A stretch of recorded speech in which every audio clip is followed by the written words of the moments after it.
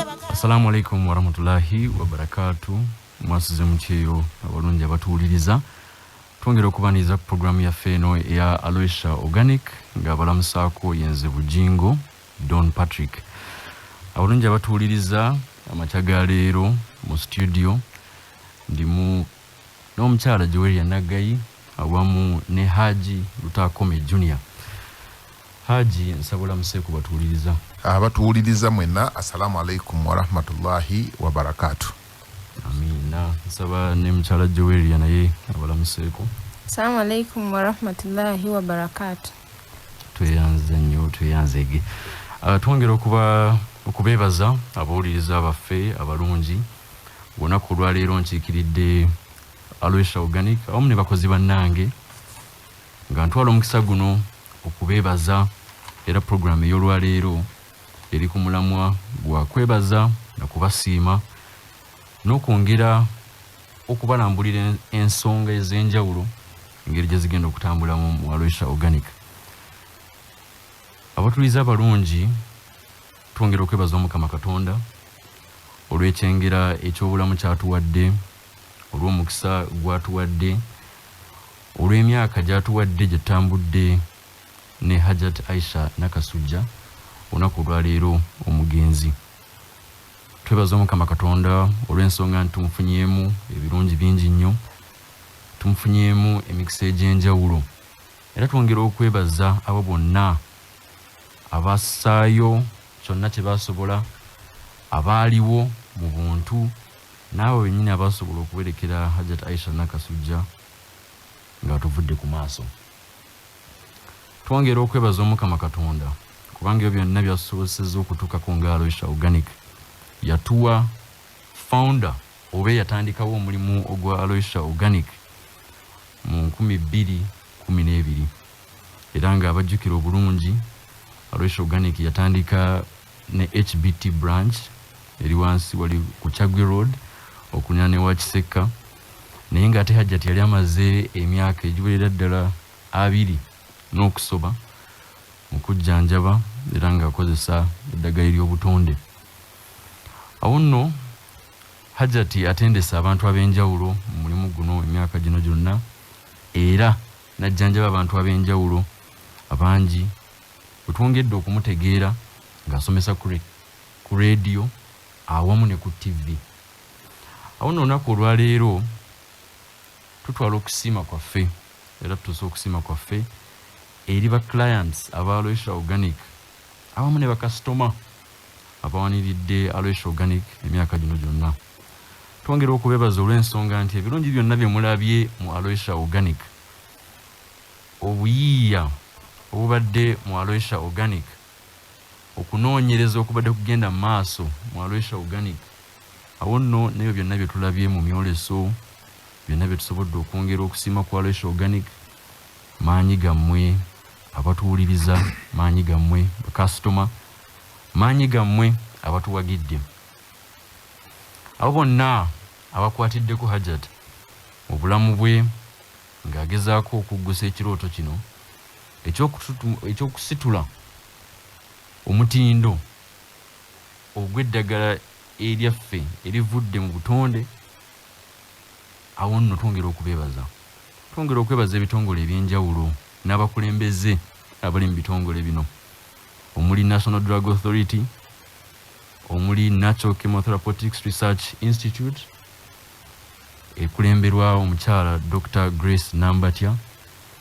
Twongera okwebaza Haji Lutakome awamu n'ekibiina ekigatta abo bonna abajjanjabisa eddagala ery'obutonde era nga Haji Lutakome yatukiikirira ku kakiiko kano aka National Drug Authority yakatwala emirimu gy'ekitongole ekyo. Tuli ba mukisa nnyo nti olunaku olwaleero Hajjati yatuvudde ku maaso, naye ate twebaza Omukama Katonda nti atamuwadde omukisa ogw'okuba nti Hajjati abadde yateekateeka ttiimu abantu ab'enjawulo abali mu bifo eby'enjawulo okuviira ddala eddagala gye tulirima n'okutambula eddala mitendera egy'enjawulo omuli mu production eddagala lino gye likolebwa, ku ddwaliro amalwaliro ag'enjawulo bangi musobodde tukyalira. Awo nno ne twongera okubasiima olw'ensonga nti mubaddewo era ntwongera otambula ffenna mu lugendo luno. Olunaku olwaleero twongera okujjukira nti Hajjati ekirooto kye kibadde kigazi. Hajjati yayagala nnyo okulabika nti olunaku lulikya mu ggwanga lyattu Uganda ng'omuntu wa ddembe okutambula n'agenda mu famasi n'asobola okugula eddagala nga likoleddwa mu bimera ebyaffe ebya wano, n'asobola okugula eddagala eryo ne lisobola okumuyamba okuvumula oba okuwonya endwadde ez'enjawulo.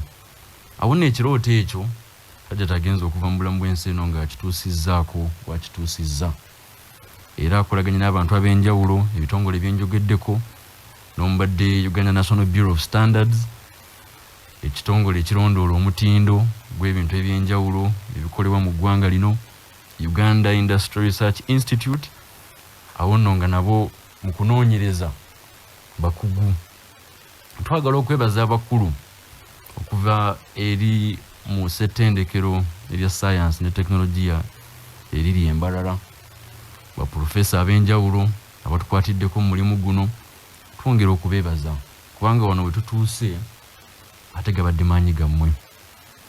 Mu ngeri yemu atuliza omulungi, twagala okutuusa obweyamo okuva eri Aloysia Organic awamu ne bakozi bannange nti tuyinza kwekwasa nsonga yonna Hajjati alese atutendese, Hajjati alese atulaze omulimu guno engeri gye gulina okutambulamu, era nga n'olugendo luno ekirungi nti bangi kuffe tubaddewo ne twongera okwekkaanya ng'era alabira ku muntu alina ekirooto ekyenjawulo.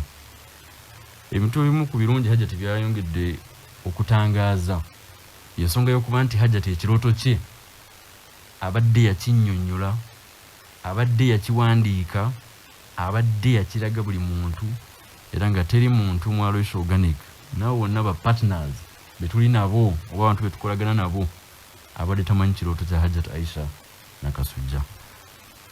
Awo nno ntuusa okweyama okwo nti nga akiikiridde bakozi bannange mu Aloysia Organic tugenda maaso n'omulimu guno, tugenda maaso nga tuteekamu amaanyi okubaweereza nga tunoonyereza ku ddagala ery'obutonde oba mu ngeri gye tuyinza okutumbulamu enkozesa y'eddagala lino, abamu n'okwongera okusomesa bannayuganda nga tuyita mu programs zino ez'enjawulo okulabika nti omulimu gugenda mu maaso. Neebaza abakozi aba Aloysia Organic, bangi beewaddeyo era basuubiza nti tugenda kukola kyonna kyonna ekisoboka ate obubi olyawo n'okusingako ng'Omukama Katonda atusobozesezza okutambuza omulimu guno. Tubadde ba members mu associations ez'enjawulo era nga tugenda sigala nga tuli ba member mu associations ezo, ekibiina ekigatta abakozesa eddagala ery'obutonde oba abo abanoonyereza mu ddagala ery'obutonde, ekibiina ekigatta bannamakolero ekya Uganda Manufacturers Association, ekibiina ekigatta abakyala banna business oba abakyala abakwatira awamu okulaga nti batumbula emirimu egikoleddwa abakyala ab'enjawulo. Awo n'ebyo byonna ebitongole n'ebibiina tugenda sigala nga tutambuza emirimu nabyo nga twongera okusiima Omukama Katonda. Mu kaseera kano twongera okusaba Omukama Katonda nannyini buyinza asaasire Hajjati Aisha Nakasujja omwoyo gwe nga gulamuza ekisa. Bwe tuba twongera okulambula ebintu byetuyinza okukolera Hajjati Aisha Nakasujja mu kaseera kano kwe kuli okumusabira Omukama amusonye byonna ebyamusobako. Wabula newankubadde tuli mu kunyolwa, twongera okwebaza Omukama Katonda kubanga byakozesezza Hajjati Aisha Nakasujja, abantu bakutteko, abantu abatuweereza obubaka obukubagiza babadde bayitirivu nnyo. Awo nno kintu kyanjawulo nnyo Omukama Katonda yagaba era yajjawo. Tusiima nti yatuwa Hajjati Aisha Nakasujja abadde omukyala ow'enjawulo, abadde omukyala omwagalwa. Twongera okubajjukiza abatuliza abalungi nti tulina ettabi ku Shua House era nga ye head office oba ly'ettabi ekkulu ku Shua House Bombo Road mu Kampala wano, ne Masaka gye tuli nga tusangibwa ku Edward Avenue ku kizimbe ky'omukulu yali Vice President w'eggwanga ow'ekitiibwa Edward Kiwanuka Sekandi. Tugenda sigala nga tuli baggule era tugenda sigala nga tubaweereza wabula nga tweyama nti obuvumu nekyo tugenda oteekamu ate kigenda kubeera kyanjawulo. Program zigenda genda mu maaso Mukama nga ye mubeezi era nga twebaza ne CBS olw'amaanyi geetaddemu mu kuwanirira Aloysia Organic wamu n'emirimu gy'omugenzi Hajjat Aisha Nakasujja. Twebaza bonna abataddemu amaanyi ago abakulu mu CBS era twongera okusaba nti Omukama abaddizeewo bonna be mujje. Ngenda kusaba mukyala Joelia abalamuseeko nate naye abawe obubaka bwe awo nno tujja kwongera tugende maaso tuwulize eri Haji Lutakome. Joelia. Balamusizza nnyo bannaffe abatuwuliriza, mwebale okutuwuliriza era neebaza Mukama Katonda eyabatuwa nti mutufisizaayo akadde ne mutuwuliriza, kubanga musobola okuwuliza programu nyingi naye bwe nga programu ya Aloysia Organic mugiwa obudde ekyate tukisiimira ddala era tubeebaliza ddala. Nze Joelia Naggayi okutuusaako programu eno obutonde bwe bulamu okuva mu Aloysia Organic. Tusaasira nnyo bannaffe abalumizibwa mu ngeri ez'enjawulo, abafiiriddwa tubasaasira nnyo era tunyoleramu nammwe. Naye mu byonna twebaza Mukama Katonda nti ffe akyatuwadde obulamu okusobola okutwala emirimu egisigadde mu maaso egyabo abafudde abatuvuddeko ku maaso naye ng'ate balina bye balese. Okusingira ddala nebaza Mukama Katonda nti Hajjat Aisha Nakasujja saawa zino mugenzi naye ate alese asiza omusingi ogusobola okusigala nga kutwala emirimu gye mu maaso ate era naye gyali n'aba musiimu. Twebaza Mukama Katonda nti tukkiriza nti agenda kutuwanirira era agenda kutuwa obusobozi okutwala ekirooto kya Hajjat Aisha Nakasujja mu maaso. Mu bintu Hajjat byalese akoze mulimu okutendeka abaana oba abavubuka, nti yaleka akoze essomero lya Aloysia Organic Training Institute. Essomero lino tiyaliteekawo nti lwakuba ayagala okugaziya enfuna ye, naye waliwo obwetaavu obw'okumanya eddagala ery'obutonde olw'ensonga nti abantu abasinga obungi bali balowooza eddagala lino likoma kulaba ku nsiko, likomaawo. Abamu nga balowooza kyafu teriyina kye likola, muddo guli awo ensolo ze zirina okugulya, naye ng'ate omuntu waba amanyi obuvo n'obudde obw'eddagala lino asobola okulyeyambisa n'abeera bulungi inshaallah. Nti okujjawo obutamanya n'okubuusabuusa eddagala lino, Hajjat yafuna ekigendererwa kino eky'okuteekawo essomero nti abayizi bwe baba nga basobodde okuyiga eddagala lino ate tusobola ffeffe nnyini okutambuza amawulire n'okusomesa eggwanga. Y'ensonga lwaki naffe tusobola okujja ku radio ne tubasomesa ekyo kyennyini kye tusomye, kubanga tukakasa nti nno kituufu olw'ensonga nti nno bye tusoma era tuba tubirabyeko nti omuti nsobola okujja ne ngusomesa wano ku radio naye mba mmanyi bwe gufaanana, mba mmanyi enkula yaago ate mba mmanyi omugaso gwagwo. N'ekirala essomero lino ligendereramu okujjawo obutamanya mu ntegeka y'eddagala. Kisi kuva eri n'onoga ekintu n'onoga ekimera n'okitegeka mu ngeri gy'olowooza nga tomaze kuyita mitendera mituufu. Essomero lino n'ekirala ligendereramu okukuuma obutonde obutasaanawo, okugenda mu maaso n'okutumbula eddagala lino ery'obutonde ate nga liri ku mutindo ogw'ensi yonna. Ensi wetwetaagira eddagala lino ku mutindo omulungi, n'okufuna abantu abakugu abayise mu mikono emituufu abategeka eddagala lino okugeza nga suppliers. Osobola okuba ng'oyize eddagala okuva mu Aloysia Organic Training Institute n'otakola na Aloysia Organic naye n'oba n'eddagala lyo ng'olitegese bulungi ng'ate osobola okuliguza Aloysia oba companies endala n'osobola okuba nga olituusa ku mutindo omutuufu gwe lyetaagisa ng'oyise mu mikono emituufu, kubanga essomero lirina ttiimu ey'abasomesa abatendeke abalina obukugu mu kye bakola, abamanyi okusomesa eddagala mu butuufu bwalyo n'emitendera gyonna nga bwe tugisoma.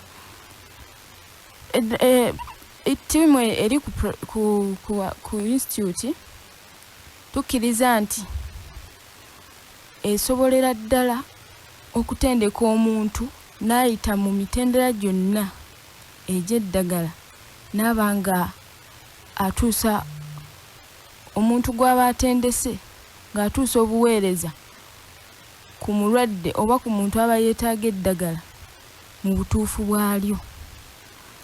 Hajati ekintu ky'abadde asinga ennyo okuteekako essira ye muntu gwakozesa oba gwakola naye, nti abantu abasinga obungi bayise mu mikono gye okukola ekyo kye bakola abali mu Aloysia Company, nti okuviira ddala kubalitegeka kubalirima atutendese kiki ekitegeeza okutegeka eddagala okutuuka ku mutindo gwe lyetaagisa, nti ne National Drug Authority webangeza okukebera tobaamu nakutya konna kubanga kyoba okoze oba okyekakasa.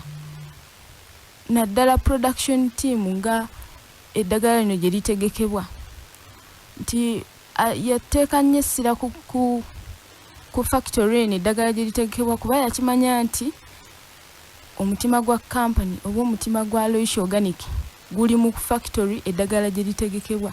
Era ojja kwesanga nti buli muntu alimu alina obukugu bwennyini obwetaagisa okutegeka eddagala lino, nga okusingira ddala basimba nnyo essira ku buyonjo, ku mutindo gw'eddagala, nga ne ba suppliers abaliweereza nabo bakakasa nti nno eddagala libaweereza liri ku mutindo omutuufu.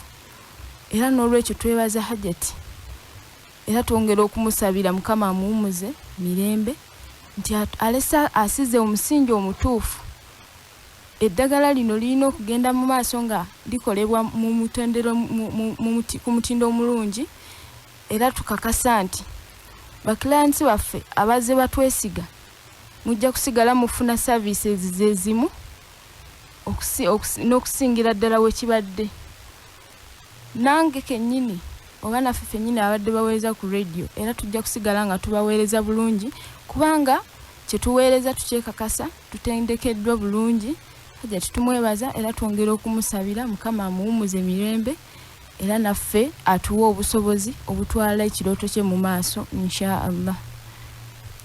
Kale tuyanza Gejuweria Haji Lutakome. Abatuwuliriza mwenna nange njagala kwegatta ku bannange okusaasira eggwanga olw'okugenda kwa Hajat, era njagala kutwala mukisa guno amasimu gabadde mangi agambuuzibwa. Hajat afudde gw'obadde naye tunaakola tutya, eddagala lyaffe libadde lituyamba. Ndowooza ekibuuzo abakozi bakizzeemu, era njagala kubeebaza sebo executive director ne musawo waffe Naggayi omulimu gwe mukutte okubeera nga gutandise okutambula, kubanga bwo obulwadde tebusobola kukoma n'obwetaavu bw'abantu tebusobola kukoma. Njagala kwongera kakasa bannayuganda n'abatuwuliriza mwenna, Hajati yakola kye bayita system gwe ne bw'ovaamu n'ofuluma n'ogendayo system esigala etambula. Ate mu ntambuza za Hajati Nakasujja ebintu bye byonna yabiteeka mu mateeka. Company eri registered, eyina abakozi, eyina departments, eyina ebintu ebyenjawulo. So omuntu abadde alowooza nti Hajati agenze, eddagala ligenze, njagala kugumya nga omukiise kiika mu National Drug Authority, nga president wa Uganda Herbal Association, nga mukwano gwa Hajati, nina obukakafu nti tiimu ebaddewo oba esigaddewo ejja kusobola okukola omulimu nga bwebadde gutambula olw'okubeera nti system yaleka agitaddewo. Ate era omuntu amala kuvaawo n'ojjukira, kubanga Hajati buli lwabadde ajja wano ku radio nga alina ekigambo ky'atandisa, twava eri Mukama Katonda tujja kuddayo. Era ye yakimanya buli kintu ky'abadde akola abadde akikola nga akiteekera ddala mu nkola entuufu ng'amanyi okugera kwa Allah kusobola okutuuka nga bwe kwatuuka n'abeera nga taliiwo n'asobola okutambula. Era njagala kakasa abantu nti Hajjati abadde n'emikwano, abantu abatasobola kuleka kintu kino kumala gagenda. Tulina Honorable Bakabulindi abadde mwannyina ate nga mukwano gwe. Dr. Grace Namba twogedde emirundi mingi tubadde tuwogerako okulaba nga ekintu kino kyeyongerayo. Bamasheekhe ba Hajjati Sheikh Jafari n'abantu abalala mikwano gye bangi, buli muntu atunulira okulaba nti Alois Organic esigala ng'egenda. Era njagala kwongera kakasa abantu nti muwulirize nnyo programs zino, kubanga bano abantu abasigadde mu system ate era balina okusigala nga bakola research. Nga Hajjati wabadde akola research, Hajjati tabadde n'aswa mukange, abadde muntu nga buli kyakola akyanjuluza, buli muntu n'akitegeera. Era y'ensonga lwaki olaba ne bw'abadde tasobodde kujja ku program, wabadde wabajja ne basobola okubeera nga bapresentinga ne basobola okututuusaako ekyebandi badde batutuusaako. Njagala kugumya bannayuganda, Hajjati wadde agenze mu kaseera bwe tubadde tusingira ddala omwetaagira, twakamala okufuna etteeka lyaffe erya traditional and complementary medicine, abadde musaale nnyo mu kusindika ekintu ekyo. DIT, Directorate of Industrial Training, ebadde yakamala okulonkinga, kubanga Joeri ayogeddeko wano ku by'okusomesa, naye mu tteeka lyaffe erya President yateekako omukono okusoma kyatteeka, si kyakweyagalira eri omusawo w'ekinnansi yenna. Era abantu bonna bonna abali abatannaba kumanya, njagala nkibategeeze nti institutions zonna eziriwo tulina okuzigendamu, tufune okubangulwa, tusobole okubeera nga tujja kuyingira bulungi mu tteeka lyaffe erya traditional and complementary medicine. Njagala kutegeeza bannayuganda, Alois Organic ejja kusigala nga weeri. Ffe ng'ebitongole ebivunaanyizibwa tetusobola kuleka Alois Organic, kubanga wano mu Uganda y'emu ku kampani ezibadde ez'ekyokulabirako oba ekyokulabirako, kubanga ne bw'otunuulira akatabo ebitongole bye kawandiise okwozaayoza president, ffe nga National Drug Authority tulinamu page namba ebifaananyi bya Alois Organic bwe twali tulambula bye twateekamu okulagira ddala nti Alois Organic ekola omulimu mulungi era etambula bulungi. So njagala kubategeeza, bwe mubanga muyina okwemulugunya kwonna kuba n'abakozi, kuba ffe tuli bakozi ba kampuni, ffe weetuli musobola okutubuuza, musobola okutubuulira complaints, naffe tusobola okubeera nga tuteeka abantu bano mu order. Era njagala kukubiriza abakozi ba Alois Organic okwekubagiza tekuyinza kubulamu mu mitima, naye katukuleke tutandike okukola emirimu, ba suppliers bonna mu organizing bulungi, ennimiro zaffe ez'eddagala muzitereeze, training ebeerenga etambula, buli kintu kyonna kibeerenga kitambula. Eky'omukisa omulungi Hajjati kyemwebazaako, kubanga yalekedde ddala omwana ono ng'amutendese ate muyivu. Era njagala otegeeza abantu obuyivu bwo, kuba bayinza oga nti yali yazaaladde omwana ng'abeereyo ebbali, naye njagala onyonyola abantu obuyivu bwo n'ebyokola n'ebyobadde okola, kubanga engeri gy'obadde mu management munda omwo abantu nga tebakuwulira nnyo, bayinza okulowooza nti twaleese buleesi muntu n'akola ki. Naye njagala obategeeze kikyoli ne kapasite yo osobole okubeera ng'otambula. Njagala kusembayo nga nsaasira abafiiriddwa mwenna. Sherukanga tegedde nti mufiiriddwa mwami Jjuuko wakuziika ssaawa 8 insha Allah. Kama Katonda abeere nga abawa ekisinga okuba ekirungi. Sebo tweyanza nnyo, tuyanzeege. Hajji Lutakome akikiridde National Drug Authority era ekitongole ekyongera okutunuulira okulondoola omutindo n'enkozesa y'eddagala mu ggwanga lyattu Uganda. Hajji Lutakome tukwebaza kubanga otambudde naffe mu bbanga lyonna. Hajji tuwaberedde omulamu era nga n'emirimu gya Alois gyonna obadde ogiteekamu amaanyi era ng'otuwanirira.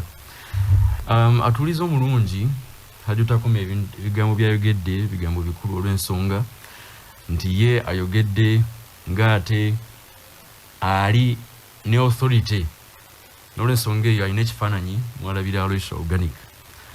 Hajji ntwala omukisa guno sebo okutuusa eri abatuwuliriza obuvunaanyizibwa era n'ekyo kyonsabye okukola. Abatuwuliriza nnyongera okubeeyanjulira, nze Bujingo Don Patrick, olunaku olwaleero nkikidde bakozi bannange ng'omukulembeze mu Alois Organic Natural Health Products.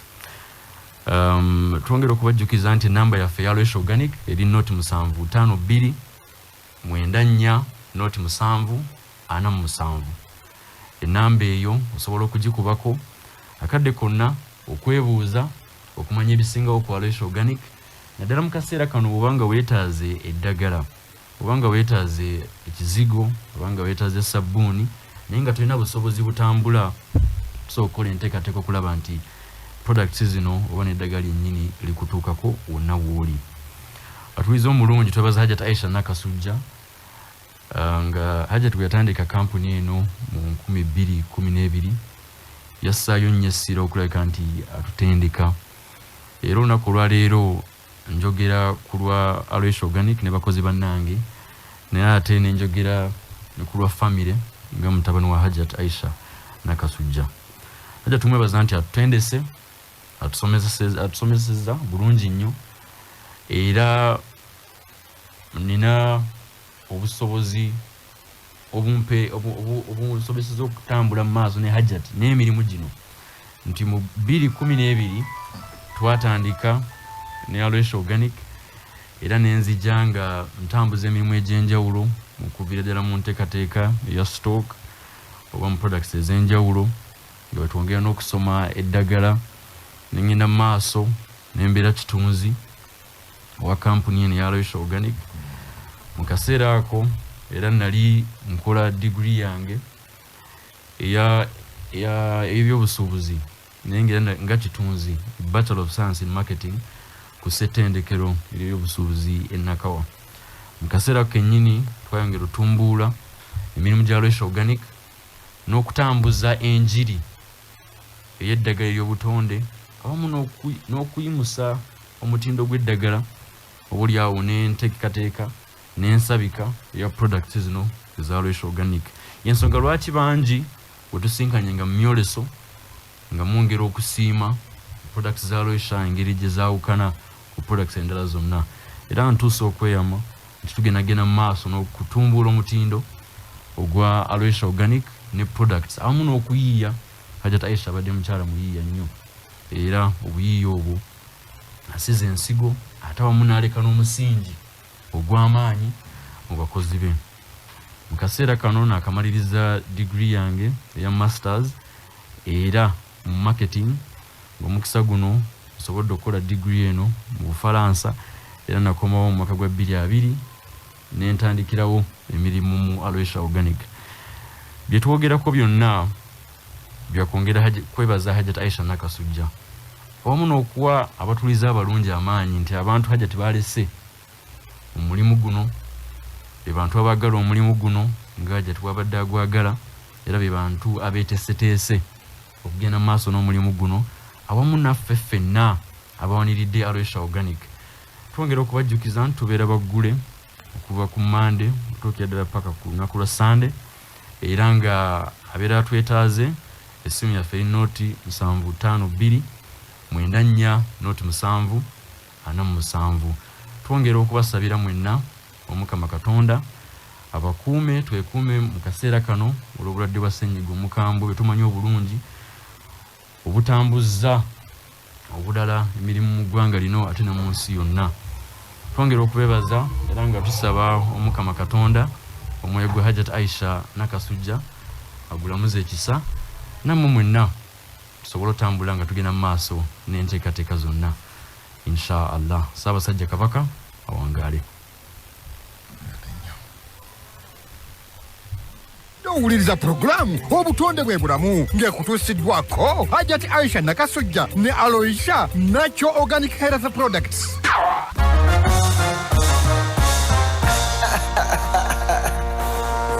Yeah, shit.